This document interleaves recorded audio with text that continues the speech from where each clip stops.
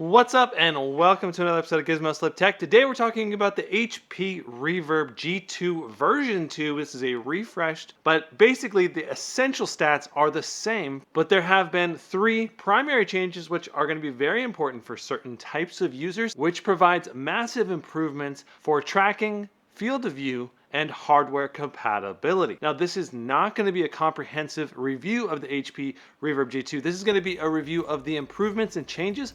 Everything else about the Reverb G2 is exactly the same as the previous version, which I will refer you to my full comprehensive in-depth review of the HP Reverb G2. Now, I played some Half-Life Alyx, I did Into the Radius, I did Walkabout Mini Putt-Putt Golf, and I did a bunch of Beat Saber on the new Reverb headset. All of these games are controller tracking intensive, and overall the experience was very, very good. I would give it like a solid AA+ for the most part. It's still just as fantastic to look through, a great overall ergonomics, great speakers. I really, really like the HP Reverb G2, and with these changes, I do believe the HP Reverb G2 is definitely the best VR headset that you can buy for under $1,000. Certainly better than the Valve Index. At $599, it is still twice as expensive as the Quest 2, but the quality of improvement to gameplay experiences, at least if you're playing PC VR, is massive. Now, of course, the Quest 2 is standalone. The Reverb, of course, is going to require being hooked up to a PC and having a cable. But if you're looking for an overall great VR headset, the glaring weaknesses that the HP Reverb G2 had have certainly been addressed in this update. So if you look at the two versions of the HP Reverb G2 side by side, which I have had on hand and I tested them side by side as well, there basically is no visual or physical differences that I can tell at all, aside from the facial interface now having a section that is magnetically removable, allowing the user to get their eyes closer to the lenses, increasing the field of view.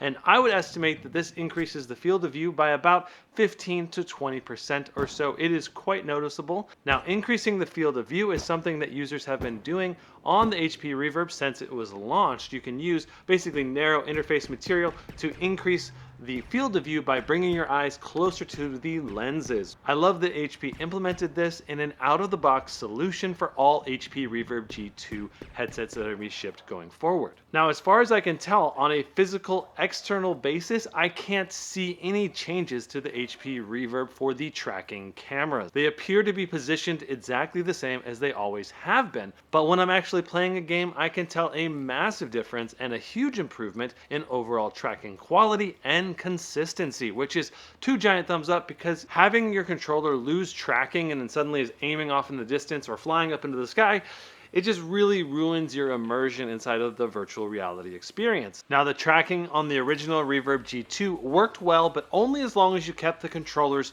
mostly in front of the headset so the cameras could clearly see them.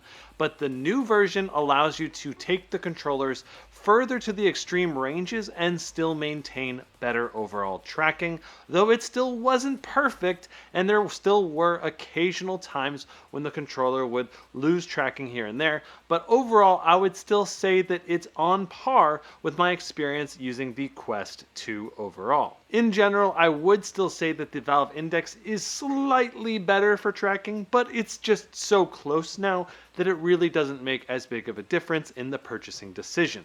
In my opinion, no VR headset has perfect tracking. The Quest 2 still loses tracking every now and then when the cameras are blocked or when you have controller occlusion, and the HP Reverb can suffer from those issues still. But in general, the percentage cone in terms of width and overall tracking consistency is just, it's way better.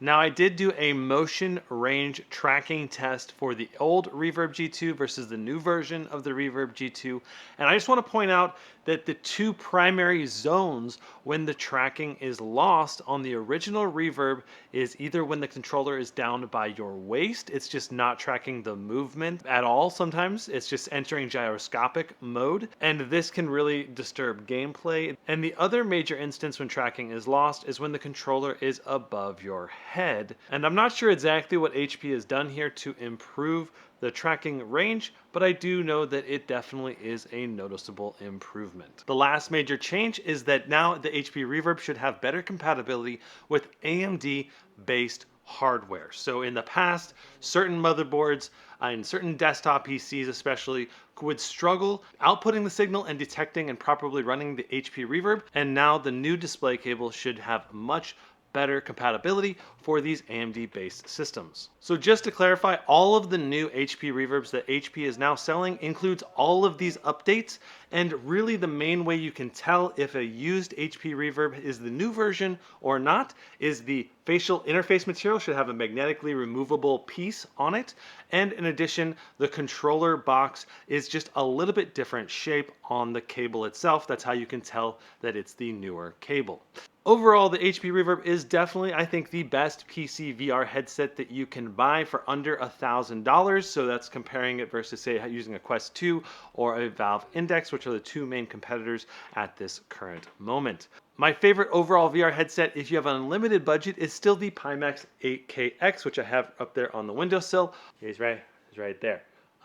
Which I put over there while I am playing with the HP Reverb. So overall, highly recommend the HP Reverb for just generally all of VR for the most part. It's like a solid A experience for those things, but of course the HP Reverb still certainly excels the most in simulation-oriented games, but now at least it doesn't have a glaring flaw or weakness anymore. I still think the FOV could be improved in the future, but this is still a giant step forward. If you have the original HP Reverb and you have the opportunity to buy the new version, maybe perhaps it's on sale or whatever, I think it probably would be worth the upgrade if you want to use the Reverb to do more general VR type of gaming. If you just use simulation games, then the new version really isn't that much of a difference or improvement really.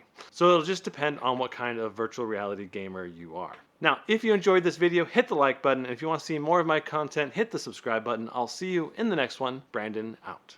Huzzah.